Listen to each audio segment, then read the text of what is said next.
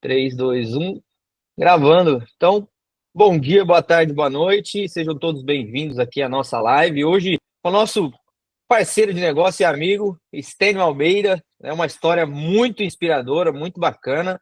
É, por ter construído uma carreira no mercado tradicional, vamos dizer assim, mercado corporativo como CFO, e fazer uma grande transição de carreira também para se tornar uma arrematante profissional. A gente já estava batendo um papo aqui, lembrando que essa live vai ficar disponível no YouTube. Já aproveita, curte esse vídeo, comenta, se inscreve no canal, ativa o sininho das notificações e, sem mais delongas, vamos conhecer um pouquinho mais do Stênio. Ele tem boas notícias, né? Tem sido esse recente, né? Esses meses, essas semanas recentes aí, tem sido de grandes arremates, de grandes operações. Então ele vai compartilhar um pouquinho com a gente. Tênio, antes de mais nada, ia pedir para você se apresentar, falar um pouquinho de você e da sua trajetória como um todo. Bom, prazer, Thierry, prazer a todos. A gente está aqui juntos. Eu sou Stênio Almeida, eu sou o 15º filho de uma família bem grande e, como muitos, vieram do Nordeste para tentar a vida em São Paulo, então a minha família foi assim. Eu sou casado com a Adriana, sou pai do Luque e do Lorenzo, e eu sou uma pessoa que gosta de cozinhar. Então, eu diria que a minha descrição primeira é isso, né? Agora, Que legal. o meu primeiro emprego foi como office boy. Eu trabalhei como office boy aos 14 anos, antes já trabalhava vendendo laranja na feira, fazendo muitas coisas. E eu cresci, estudei economia, ingressei na área financeira, trabalhei muitos anos na área financeira. Comecei lá embaixo, depois cheguei a ser CFO de vários negócios do Brasil, num grupo francês. Depois eu fui CEO de vários negócios do grupo também no Brasil e na Colômbia. Moramos na Colômbia e voltamos da Colômbia. E aí eu encerrei minha carreira no mundo corporativo daquela forma. Continuo no mundo corporativo hoje. A minha missão no mundo corporativo hoje eu faço mentoria de executivos, de pessoas que precisam aprender a liderar um negócio, uma empresa, uma área. Então, eu divido meu conhecimento. Então, essa é a minha missão. E eu também trabalho. Hoje em dia, você não tem um trabalho, você tem vários trabalhos. Obviamente, eu Isso aí. considero o mundo dos leilões hoje um trabalho também. Então, eu também trabalho com Uhum. leilões e tem sido um prazer conhecer esse mercado tão grande. Que legal, cara. Muito bacana pela história. Parabéns, acima de tudo. E a minha primeira pergunta para você, né, cara? Da onde que veio assim a grande inquietação de fazer uma transição de carreira? Muitas pessoas, quando chegam em um cargo de liderança, eu falo isso porque eu cheguei, de certa forma, a um cargo de liderança, de uma certa relevância, e é natural que você fique um pouco confortável, né? Você se adequa ali com os benefícios, com todo aquele prestígio. E qual que foi ali o motivador para você olhar e falar assim, pô, legal, gostei, mas vamos para cima, vamos para o próximo desafio? O primeiro ponto de partida foi, obviamente, a pandemia, né? Eu estava com minha família na Colômbia e lá vivemos a pandemia e as suas dores, as suas lutas, e a minha decisão de voltar para o Brasil foi uma decisão, como toda decisão, quando decide, a gente cinde de alguma coisa, porque decidir é cindir de alguma coisa em detrimento de outra.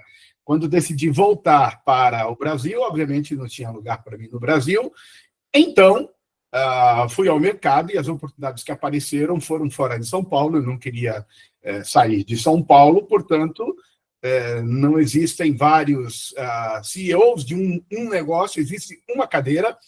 Então, eu comecei o meu processo de transição aí, né? Então, eu fui em Uhum. busca de um novo sentido na vida, né?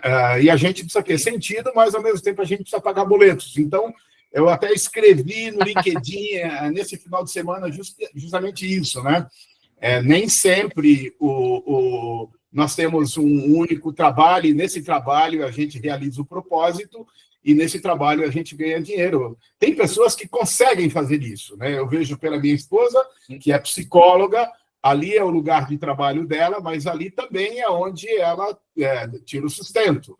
Mas, às vezes, nós temos o trabalho e, além do trabalho, temos outras coisas também. Eu tenho mais de um trabalho hoje, então esse é o meu jeito de viver, como muitos brasileiros, milhões e milhões de brasileiros que têm um trabalho e cumprem o seu propósito na vida, às vezes em outras coisas também. Não que o trabalho não seja algo gostoso, algo muito bom, muito contrário, é algo que eu gosto de fazer, sempre gostei, mas eu tenho um propósito na vida que é ajudar as pessoas a serem melhores líderes, melhor versão de si mesmo, e isso eu faço na mentoria. Que legal, muito bacana, muito bacana. E quando que aparece imóveis aí na questão, né? Quando que você começou a olhar para o mercado imobiliário como uma possibilidade de transição de carreira? Como você falou, não entendo que você veja hoje uma única coisa, né? Talvez uma única fonte de renda. Acredito que seja esse pensamento de criar múltiplas fontes de renda, diversas atribuições.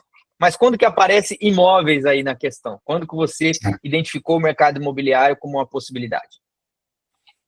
Desde cedo, eu sempre, primeiro, procurei trabalhar com investimentos. Sendo financeiro, obviamente, você trabalha com os recursos da empresa e investe os recursos da empresa, portanto, você entende minimamente de investimento. Então, na vida, eu sempre procurei fazer isso, né?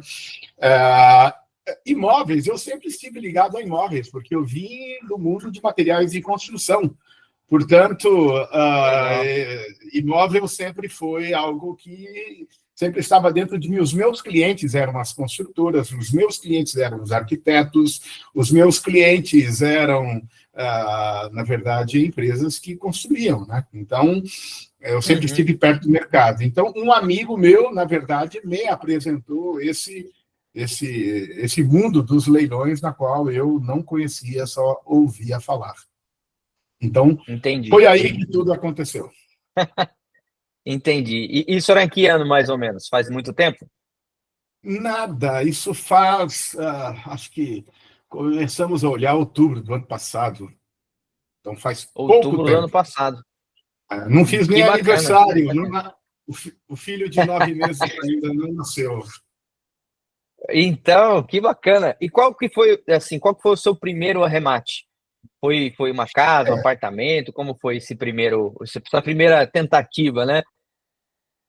Quando o meu jeito de ser é assim, eu olho o mercado, eu identifico, obviamente, as possibilidades e eu olho também para dentro de mim para saber qual é o meu conhecimento, obviamente, e o que eu posso fazer a partir desse conhecimento. Então, o bom senso diz que você começa ali com aquilo que é mais seguro, que é a arrematação, caixa, não é? Aquilo que parece ser mais seguro, que era pelo menos mais seguro, mais fácil, né? Então eu comecei com imóveis da Caixa. Até Entendi. pelo nível de Perfeito. conhecimento que eu tinha. Entendi. E esse primeiro arremate você fez tudo sozinho? Você já teve uma ajuda? Como que foi ali esse período de você começar a estudar, entender sobre e já tomar ali a decisão de arremate? Foi sozinho, né? Obviamente, uma coisa que eu gosto é de estudar, então eu fui estudar um pouco, vi inúmeros vídeos e inúmeras, né? Hoje é mais fácil você aprender, tem a internet com um monte de coisas boas e ruins, então ali foi o lugar onde eu comecei a olhar e, obviamente, perguntar para um, perguntar para outro. E se tem uma coisa que eu aprendi é que quando você tem dúvida, você pode levantar a mão e perguntar, e essa arma é poderosa, porque você encontra pessoas que podem te ajudar na caminhada.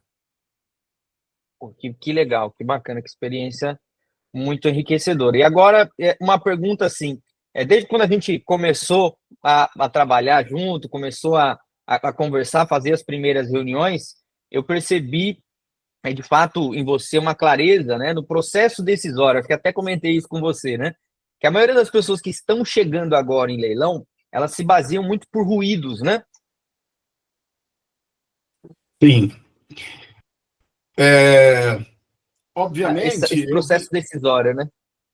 é, obviamente, eu vim um pouco do mundo corporativo e sempre estive ligado, obviamente, a grandes decisões, a decisões a respeito Uhum. de investir, né? E ali não se tratava do meu dinheiro, se tratava do dinheiro do sócio, né?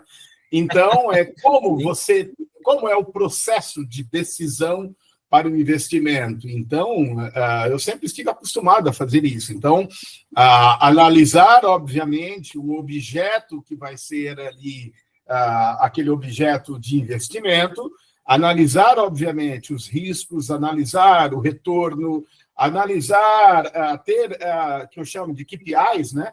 Onde você Uhum. vai poder tomar a decisão. Então, obviamente, ao longo desse tempo, existem 3 KPIs depois que a gente pode falar, que para mim são importantes para eu tomar a decisão no âmbito financeiro, né? Uhum. Obviamente, você tem toda a parte jurídica que você tem que analisar também e aprender. É um campo, né, que sempre é um campo dominado pelos advogados que sabem muito bem fazer isso, né?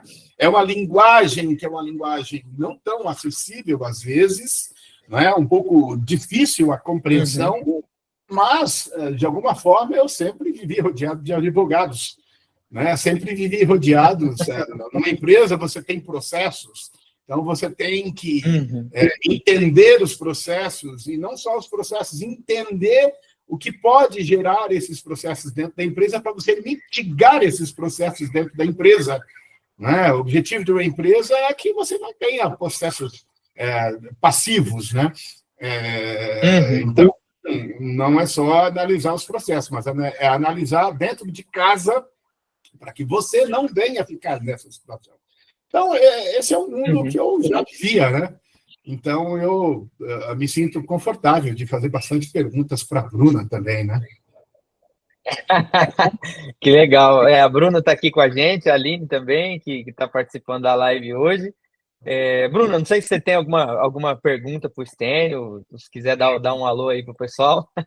Oi, pessoal, bom dia. Gente, eu sou muito perdida. Eu estava esperando no Instagram, não sei por quê. Eu estava lá no Instagram, falei, mas cadê aqui? Eu nem fui entrar nos grupos, aí eu vi, desculpa aí meu pequeno atraso.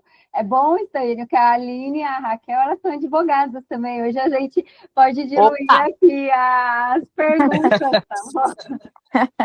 Mas é um prazer sempre contribuir com vocês.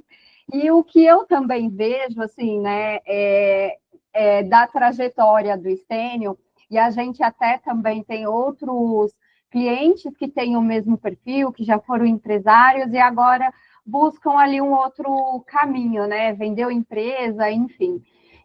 A clareza mental, eu apelidei isso de a jornada do arrematante, né?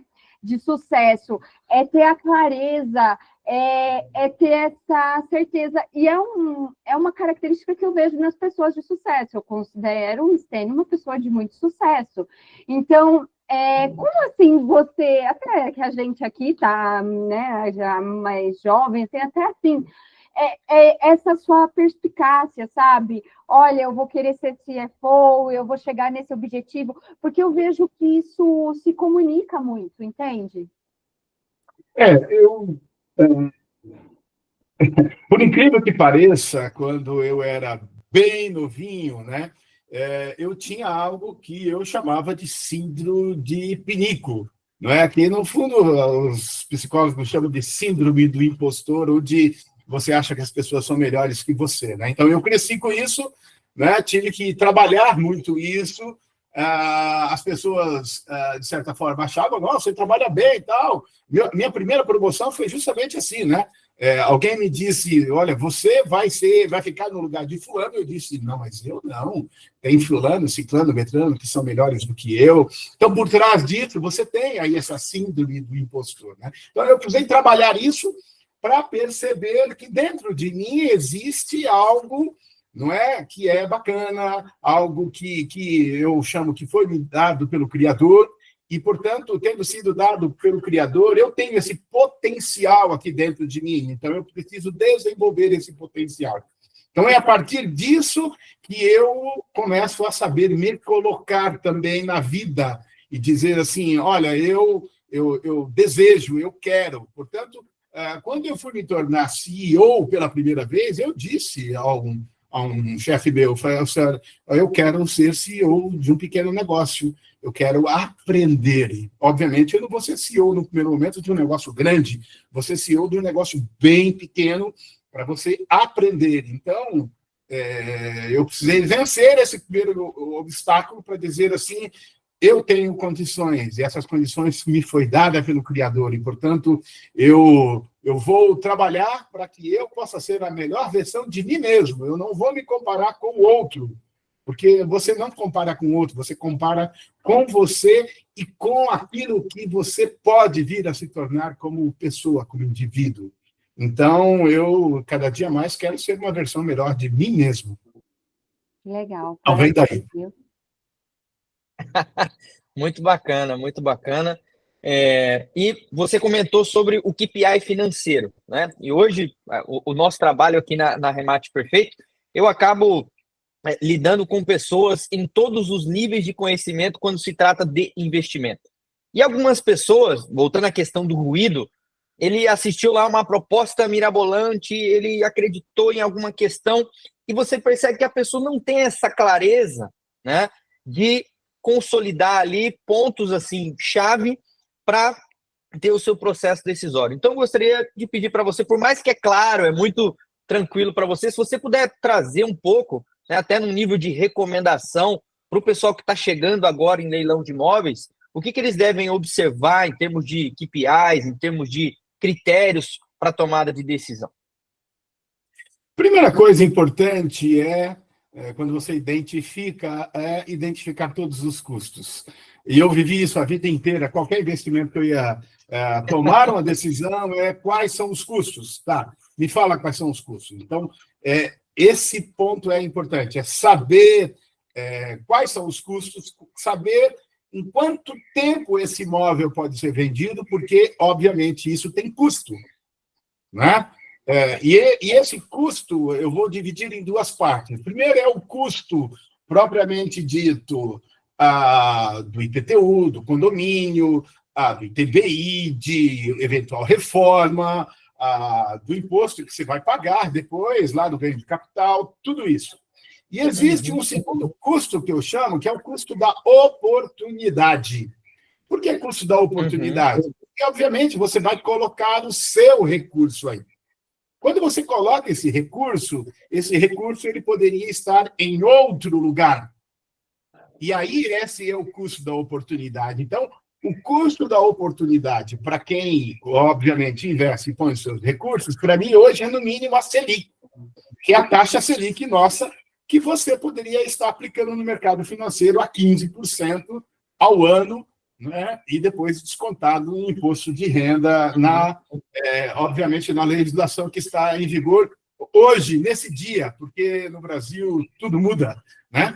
Então, existem os custos aqui, e existe esse outro custo, e esse outro custo está ligado ao tempo também, porque uma coisa é eu vender um imóvel em 2 meses, outra coisa é eu vender um imóvel em 12 meses.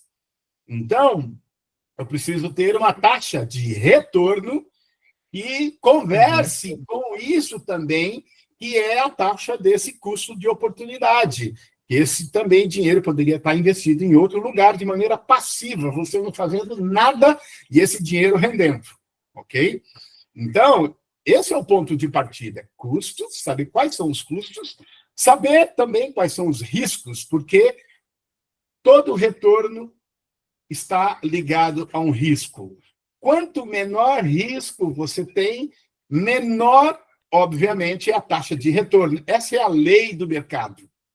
A lei do mercado é, quanto maior o risco, maior a taxa de retorno. Portanto, se eu tenho um apetite muito grande para retorno, se se eu quero investir e ter muito retorno, obviamente eu tenho que saber que eu vou ter que correr um risco muito maior. Se você não quer risco, aplique nas letras do Tesouro e fique sentado esperando e força para o Brasil continuar dando certo, como tem dado, apesar de tudo, e você vai receber o seu dinheirinho que você, em algumas casas, já sabe quando você vai receber.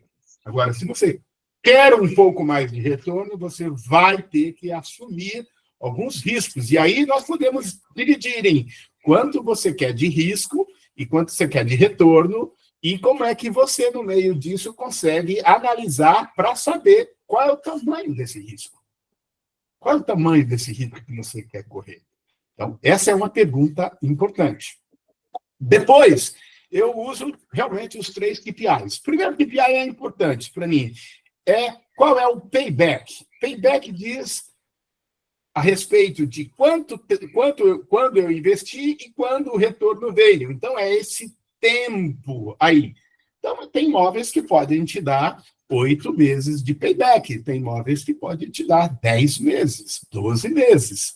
Então, discernir a respeito de qual imóvel é vendável mais rápido, esse é um ponto importante. Então, às vezes, você pode comprar um bom imóvel e esse negócio vai ficar lá até ser vendido, vai demorar bastante tempo. E isso vai comendo aí, obviamente, o seu retorno.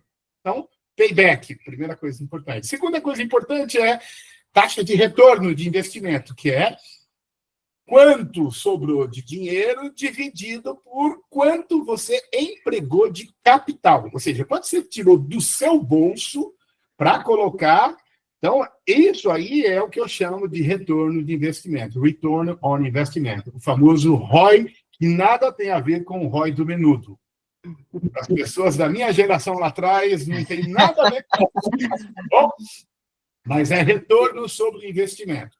E existe um outro segundo também que diz a respeito de retorno, que eu uso, que é quando você vai aplicar o dinheiro, por exemplo, num banco, num CDB, lá está escrito CDB mais 15, CDB mais 5, CDB só CDI, CDI, pronto. 100% só. Então, esse é um fator importante, que, como eu disse para vocês, se a minha referência é a taxa Selic, então eu quero saber também quanto vai dar de taxa Selic esse retorno, que é, no fundo, eu saber, eu sei que hoje a taxa é 15% ao ano, se eu fizer 1,15 elevado a 1 sobre 12, eu vou achar a taxa mês, matemática financeira. Então, 1,15 elevado a 1 sobre 12, eu acho a taxa mês. Então, eu sei quanto que é a taxa mês. Se esse imóvel eu aposto que vai dar em 8 meses, aí depois eu faço essa taxa sobre 8 meses, eu sei que, no mínimo, o meu retorno de investimento para empatar tem que ser aquela taxa. Então, o ROI vai ter que ser aquela taxa. Se o ROI é muito maior e eu dividir por aquela taxa que deu, eu vou ter um indicador que para mim é importante, que é eu saber quantas vezes do CDI eu vou ganhar naquele período de tempo a taxa equivalente do CDI naquele período de tempo. E esse é um fator importante, porque hoje o CDI, a gente está no pior momento para a gente aprender, mas no melhor momento para a gente aprender, porque com uma taxa de 15% significa que você tem que ter retornos de investimento, por exemplo, no mínimo de 15% para compensar, para bater, para ser 0-0, não ganhar nada. Então, esse é um aspecto que a gente tem que observar. Daqui a pouco, se a taxa volta para 9%, que nesse país, eu sendo economista, eu acho que uma hora, sem muito risco que a gente se coloca, a taxa caindo, 15% é uma loucura, mas 9%, ok, já é uma taxa, um país como o nosso, um pouco mais saudável, né? Imagina, aí eu tenho um número muito melhor. Eu, com certeza, em relação ao meu custo de oportunidade, eu vou ganhar muito mais. Então, hoje, em relação ao custo de oportunidade, é possível que a gente ganhe menos, porque a taxa está 15. Mas também é o melhor momento para você aprender, que é no momento do desafio. Então, é assim que eu trabalho. Não sei se eu consegui ser claro na minha explanação. Sim, sim, eu consegui entender, tá? Eu consegui entender muito bem, e algo que realmente você vê o pessoal que está chegando agora em leilão não tem essa clareza, né, em sentido desse cenário financeiro como um todo, né? Tanto de entender o mínimo ali de risco-retorno, a questão das taxas, né? E eu vejo que alguns até chegam no mercado imobiliário por um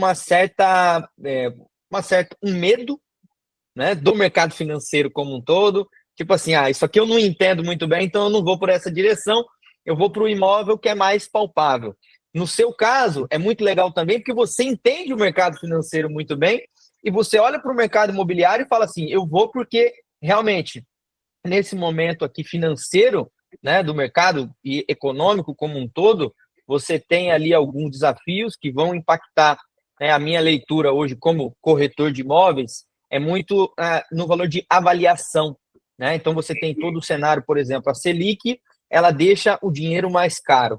Então o acesso ao financiamento fica mais difícil. Menos pessoas conseguem comprar imóveis e elas passam a buscar a locação. Só que aí é um efeito meio contraintuitivo, porque quando você tem mais pessoas buscando locação, o valor de avaliação também aumenta, né? E ali, realmente, o que se espera, né, que quando a taxa Selic ela começa a cair, você não vai ter a desvalorização do imóvel, pelo contrário, porque agora você vai ter mais pessoas também buscando comprar. Então, isso traz um efeito do mercado imobiliário que é aquela famosa tendência, né, de crescimento da avaliação dos imóveis. E você usou um termo, gostaria que você falasse um pouquinho mais sobre ele, que é o imóvel ser vendável, né?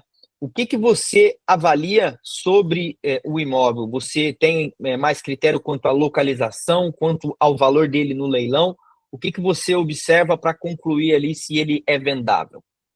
A primeira coisa do imóvel é saber se, por exemplo, se você tem um prédio onde, nesse prédio, você tem 30 apartamentos e você olha, desses 30 apartamentos, tem 20 apartamentos vendendo, então tem alguma coisa errada nesse prédio, primeiro, tá certo? Que 20% está sendo vendido, né? E segundo, quando você tem esse fator, você tem mais concorrência.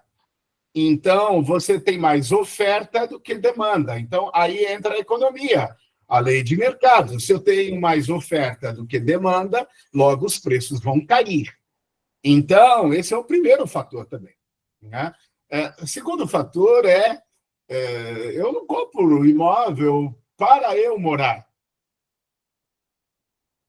A ótica na decisão não é se eu vou morar no imóvel. A ótica na decisão é se esse imóvel é vendável. Então, qual é o público que eu quero? Qual é o público? Né? Esse público, eu diria que esse público hoje em dia, né, ele quer transporte, ele quer um pouco de serviço perto. Então, você imagina imóveis. Já vi imóveis maravilhosos, em que se colocou aquele conjunto residencial lá na ponte que partiu. E, obviamente, é mais difícil, né? Tem gente que vai comprar, mas eu diria que também o preço está atrelado a isso também. Então, o entorno, a qualidade do prédio, né, ou da casa, tudo isso são fatores importantes que vai fazer com que o teu payback seja maior ou menor, que é essa venda e realização do lucro no tempo, né? Uhum. Perfeito. Muito bacana. E quanto à parte ali das oportunidades de leilão, como que você trabalha com essa questão da garimpagem? Tem algum método, alguma rotina de trabalho que você trouxe também do mercado corporativo para aplicar nessa atividade hoje como arrematante? primeira coisa importante é definir qual é o teu target, para você não ficar atirando para tudo quanto é lado. Nós precisamos... eu costumo dizer que no mar de oportunidades você tem que ter um pouco um espectro, um foco. Então, qual é o teu foco? Qual é o valor que você pretende colocar para cada imóvel? Qual é a região que você deseja? Isso tudo já vai te ajudando a você focar mais e não dispersar demais e não gastar demais o tempo, porque tempo é dinheiro também. Então, esse é o primeiro aspecto. Qual é o perfil do imóvel que você quer? O segundo aspecto o que eu quero? Eu quero mais extrajudicial, eu quero mais judicial, porque isso também tem a ver com tempo, com análise, com risco e retorno. Então, eu preciso decidir se eu tenho... Por exemplo, eu comecei por leilão caixa, eu não tinha competência para analisar um leilão judicial, e não quer dizer que ainda tenho 100%. Algumas coisas eu ainda pergunto, obviamente, para a Bruna. Por quê? Porque o leilão judicial, obviamente, ele requer um grau de conhecimento um pouco maior do que no leilão extrajudicial. Então, você precisa ir definindo esses filtros para você aí olhar com mais clareza e facilidade e definir ali. Eu sempre trabalho com uma lista, por exemplo, agora eu estou fazendo em julho, mas em julho eu já tinha olhado lá em junho. Então, em junho, eu defini todos os possíveis targets de julho, segundo o leilão de julho que ia acontecer. Então, eu tenho lá minha planilha com todos de julho. Por quê? Porque aí eu vou trabalhando. Eu não vou fazer todos de julho de uma vez. Se você tem 10, 15, 20 para analisar, separe por semana. Então, aí entra o planejamento, não é? Porque no tempo que você tem, você vai pegar e analisar. Então, 3 semanas antes, eu analiso o da primeira semana de julho, né? Para eu poder estar um pouco ali preparado. Tá? Então, obviamente, tento fazer dessa forma. Às vezes pode aparecer coisas novas, pode. Mas você ter a lista do mês, eu acho que é a coisa importante. Começa já por aí. E o nome disso é organização. Então, organização e foco. Organização e foco. Bom, então falamos ali dos critérios financeiros, falamos um pouquinho da questão operacional, né, de tudo ali, como que você organiza essas oportunidades. Agora, assim, em termos de... vamos olhar do lado da rotina, da qualidade de vida, do tempo, do estresse, né? Porque a gente sabe que o mundo corporativo ele é muito estressante, né? Você tem ali situações que está sempre testando a sua resiliência e trazendo o contraponto ali de ter saído desse mundo corporativo e estar hoje tocando ali a sua operação de arremates. O que isso agregou para você em qualidade de vida? O que você pode dizer para a gente sobre isso? Trabalho aqui na minha casa, né? No meu escritório, dentro de casa. Então, existe um conforto, né, de poder trabalhar, de poder tomar café da manhã com meu filho, eu tenho a minha rotina, mas aparentemente eu não tenho um chefe, mas eu tenho um chefe bem grande dentro de mim. Eu sou o melhor chefe de mim mesmo. Porque eu, obviamente, eu tenho objetivos, eu acordo de manhã e, bom, hoje o que nós vamos fazer, né? O que nós vamos fazer na próxima semana, na outra semana, daqui a um mês, né? Então, eu diria que eu também trabalho muitas horas também, né? Mas eu trabalho de uma maneira diferente. Agora, dentro dessas muitas horas, a minha busca incessante é por produtividade. Então, eu sou louco por produtividade. Então, como é que eu consigo ter produtividade? Como é que eu consigo ter produtividade na análise? Como é que eu consigo ter produtividade na análise financeira, na análise jurídica? Como é que eu consigo ter produtividade? Então, meu nome é produtividade. Porque quando eu comecei, eu ficava 2 dias lendo um processo de 600 páginas. Mas, obviamente, que a minha capacidade de output vai ser muito menor. Então, eu preciso de produtividade nisso. Eu preciso de produtividade numa planilha que me ajude rapidamente a ter um gas feeling ali de esse aqui vale a pena eu investir meu tempo ou não. Então, na sua forma de analisar, você vai ter que encontrar produtividade, porque você vai conseguir ver muito mais imóveis para, né, você aí poder participar. Então, é o que eu chamo de funil, tá? Você conhece muito bem isso. Eu preciso ter um funil, né? E nesse funil, de uma primeira análise, vão sobrar vários ali que eu vou fazer uma segunda análise e que eu vou para o leilão, e do leilão você vai arrematar quanto? Então, qual é a tua taxa, né? Então, a gente sabe que a gente participa de um para ganhar um. A gente participa, analisa 30 para ganhar um. Essa é a realidade que, às vezes, as pessoas acham que é fácil, né? Então, aqui é trabalho, mas é produtividade. Exatamente. E isso eu costumo dizer, algumas pessoas que conheceram o mercado recentemente acabam se assustando, né? Dentro dos nossos clientes de assessoria, a gente tem algumas métricas ali, basicamente algo em torno de 3 a 5 participações para um arremate, em alguns casos mais, dependendo da competição. Então, dependendo da cidade, a gente pode levar esse número de 10 a 12 participações para conseguir arrematar um imóvel. E às vezes a pessoa encontra uma oportunidade, né? E se apega nela como se fosse a última coisa, né? Não, e dependendo da competição, de quantos competidores você tem, né, para aquele imóvel, e do teu apetite do ponto de vista de retorno, pode ser que você tenha que ter muito mais. Porque quanto mais você vai esticando a taxa de retorno, mais escassas são as oportunidades. Então, portanto, você vai ter que procurar mais oportunidades para poder participar disso. Então, eu costumo dizer assim, é um mundo muito bom, tem retorno de investimento, só que a gente tem que separar, eu costumo dizer que por trás, às vezes, da rede social, e a gente vê grandes pessoas aí falando, né? Cara, ele só falou da parte boa. Só falou da parte boa. Ele não falou quantas horas ele trabalhou. Ele não falou quantos ele participou que não ganhou. Então, ao mesmo tempo que a gente precisa dizer que é muito bom, mas a gente precisa dizer que dá trabalho. Se você não quer trabalho, então, desculpa, não é esse mundo que você vai aqui trabalhar. Então, por favor, vá para outro mundo em que você ganhe. É isso aí. É isso aí. É muito nessa direção. Eu gosto sempre de pensar nessa linha também. E, bom, agora uma pergunta um pouco mais específica. O que você diria que foi o papel de uma assessoria no seu trabalho como arrematante profissional hoje? O que a assessoria trouxe para você como benefício de tempo, como benefício também estratégico? O que você poderia dizer sobre ter uma assessoria ali para te apoiar no processo de arremate?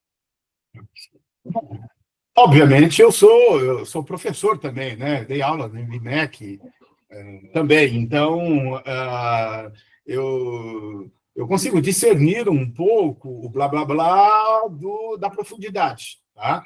Então, eu acho que no mercado, primeiro, tem espaço para todo mundo. Tem espaço para os fanfarrões, tem espaço, né, para aqueles que vendem um pedaço do céu sem que o céu lhes pertença, né? Tem espaço para tudo, né? E, do outro lado, tem gente disponível para comprar tudo. Então, esse é o mercado. E eu não estou julgando, eu estou dizendo o que é. Bom, Stênio, prefiro gente que não seja tão midiático. Quero que ganhe bastante dinheiro, que vocês ganhem bastante dinheiro, mas que tenha um pouco de profundidade. Porque quando você vai falar, por exemplo, de toda a questão, mesmo de imóveis judiciais, história, para mim, é algo que conta. Experiência, para mim, é algo que conta. Então, quem já passou, quem já viu, quem já esteve, inclusive do outro lado do balcão como advogado, quem já foi lá do outro lado e teve que colocar uma ação, quem teve que fazer balcão virtual, para mim isso tem valor.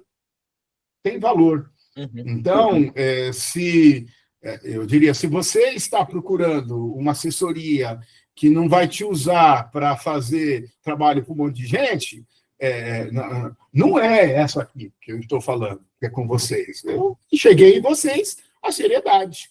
E a seriedade vem, inclusive, através de recomendação. Então, recomendação, eu cheguei até vocês por recomendação de alguém que eu confio e que me disse, vai lá. E aí eu fui, conversei. E quem me conhece sabe que eu vou fazer um monte de pergunta. Eu quero conhecer. Inclusive, hoje, né, eu estou conhecendo os leiloeiros. Por quê? Porque eu quero conhecer quem está do outro lado. Eu quero entender um pouco a lógica, a cabeça dos leiloeiros. Né? Para mim, isso é um valor, é um ponto importante. Né? Que legal, muito bacana. Muito feliz pelas palavras, né? Obrigado aí pela sinceridade, pela clareza.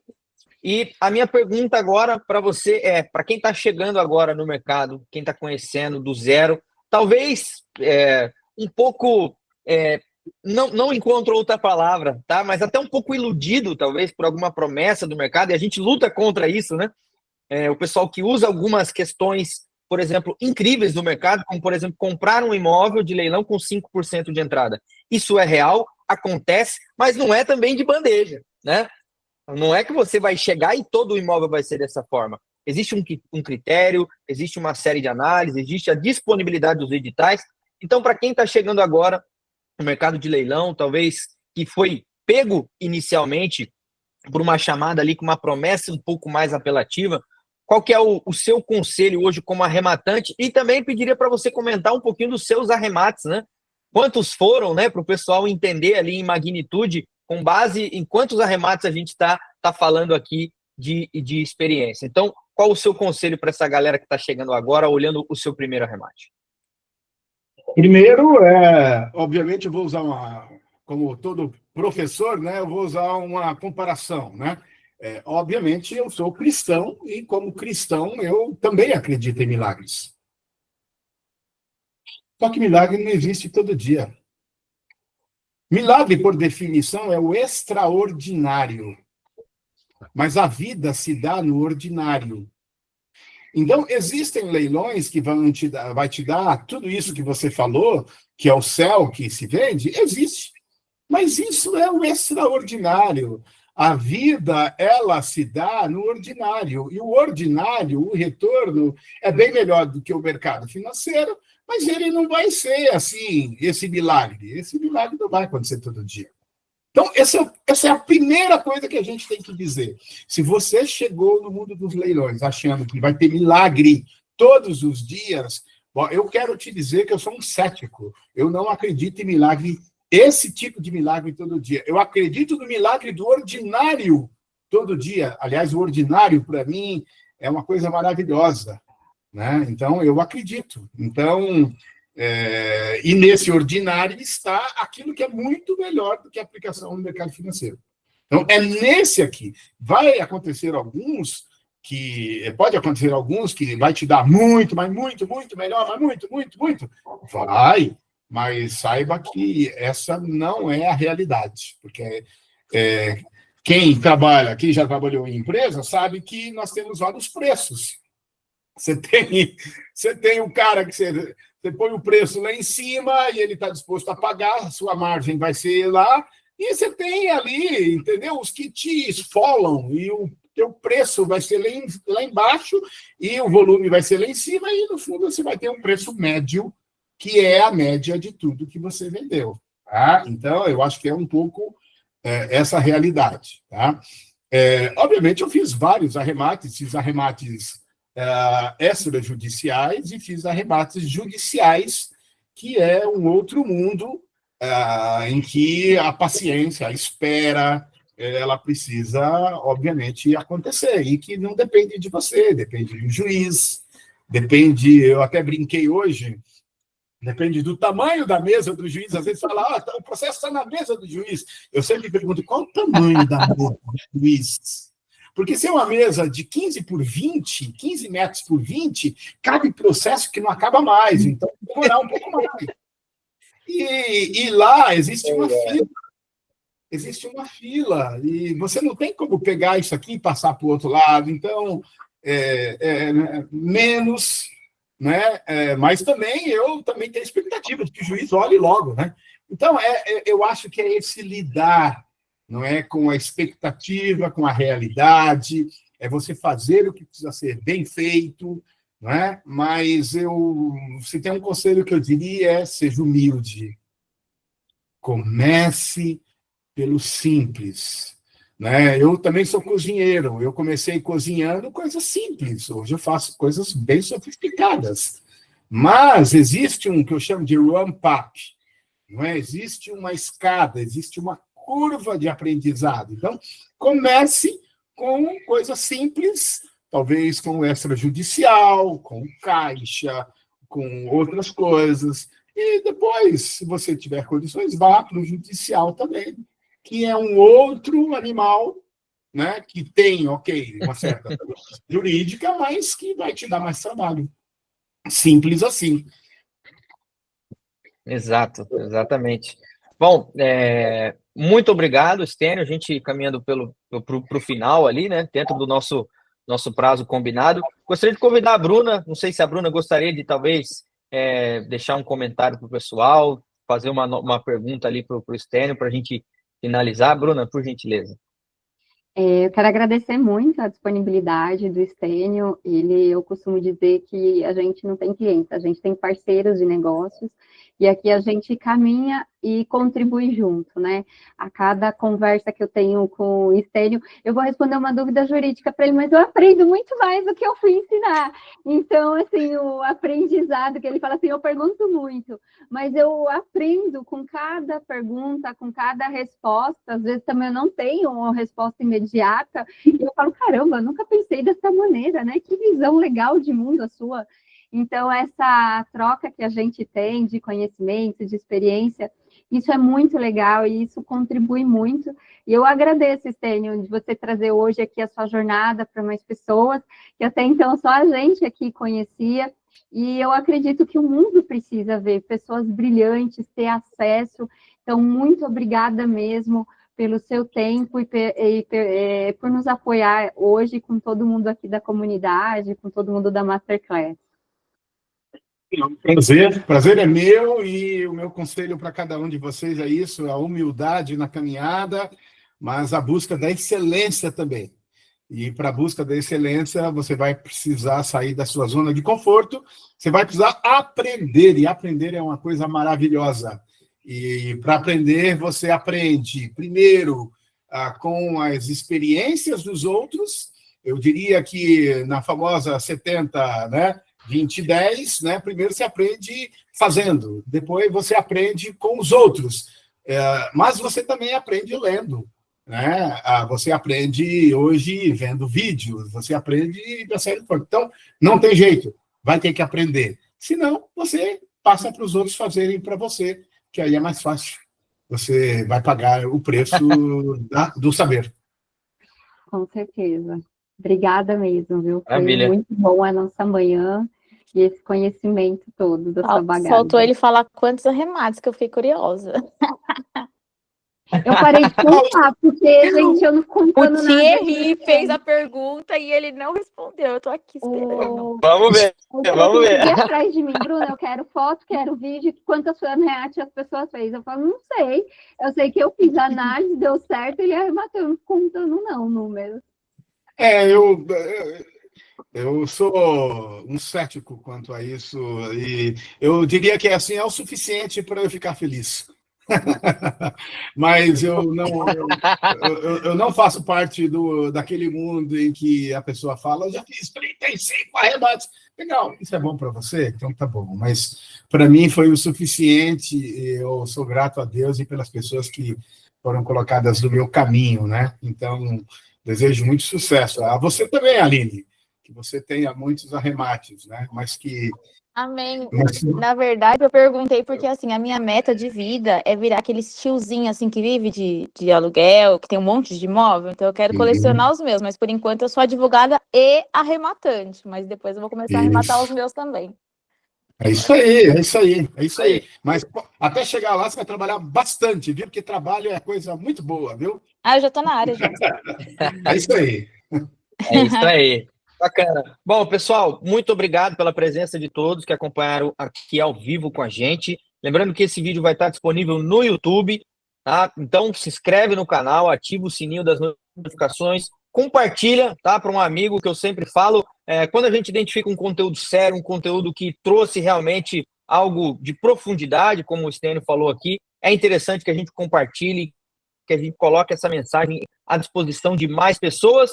E ficamos por aqui hoje com a nossa live. Caso você queira conhecer um pouquinho mais do trabalho da Arremate Perfeito, você pode seguir as nossas redes sociais. Eu vou deixar aqui na descrição desse vídeo, inclusive também as redes sociais do Stênio, que tem o seu trabalho ali de mentoria para líderes, né, e o desenvolvimento de lideranças no mundo corporativo, como ele atuou durante muitos anos. Então, vou deixar as redes sociais do Stênio aqui na descrição do vídeo, as nossas redes sociais, a minha, da Bruna, e também os sites oficiais da Arremate Perfeito.